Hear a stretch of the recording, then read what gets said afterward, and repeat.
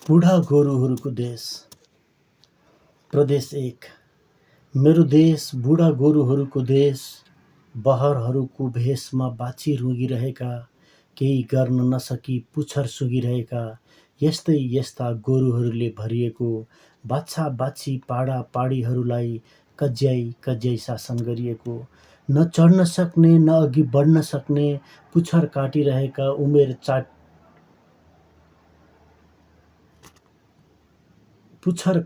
चाटिरहेका, उमेर काटिरहेका, न दुध खान मिल्ने न बधशाला लान मिल्ने, झिँगा किर्ना केहीले पनि केही गर्न नसकेका, सधैँ बहरहरूको रहर बोकेका बुढा गोरुहरूको देश। प्रदेश 2।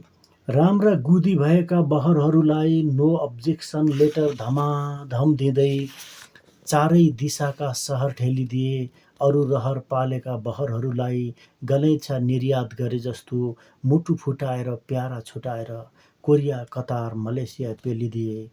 अझै बाँकी बहरहरूलाई रुङ्न लगाउँदै सुँघ्न लगाउँदै वरिपरि घुमाइदिए। यस्तै यस्तै न चढ्न दिने न अघि बढ्न दिने बुढा गोरुहरूको देश। प्रदेश 3।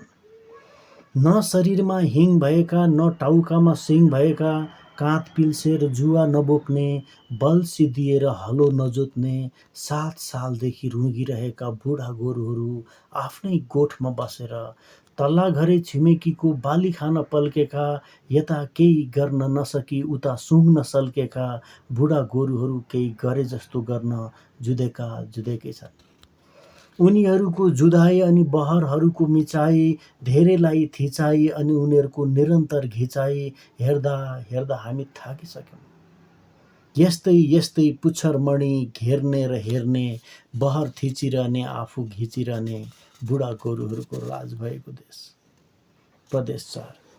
बाँझो खेतमा हलो चलेको छैन, आफ्नो खेतमा एक गेडो फलेको छैन, आफ्नो खेत छिमेकीलाई ब्याज मराउन लाए जस्तो, आफ्नै गोठमा बसेर पनि भतुवा गरी खाए जस्तो भतुवा बुढा गोरुहरूको देश।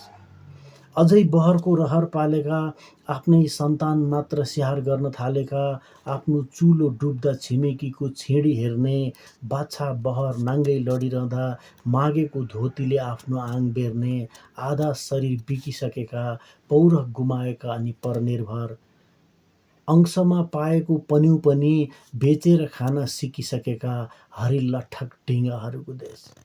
प्रदेश 5।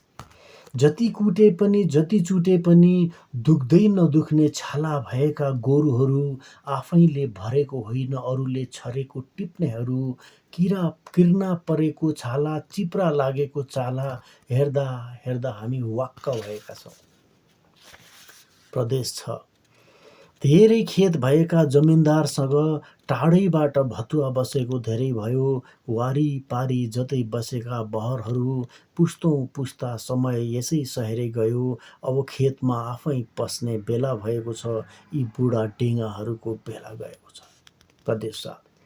माटोको टिका लाऊ अनि समाऊ, एक बडेमानको लौरो र धपाऊ, यी चढ्न नसक्नेहरू र अघि बढ्न नसक्नेहरूलाई, सधैँ घिचिरहने र सधैँ थिचिरहनेलाई, रस चुसिरहने र दाग पुछिरहनेलाई, आऊ नयाँ बहरहरू तनमा रहर चढाऊ, खेतमा ओर्ल लौरो समात धपाऊ, यी बुढा गोरुहरू र बनाऊ नयाँ बहरहरूको देश, नयाँ रहरहरूको देश।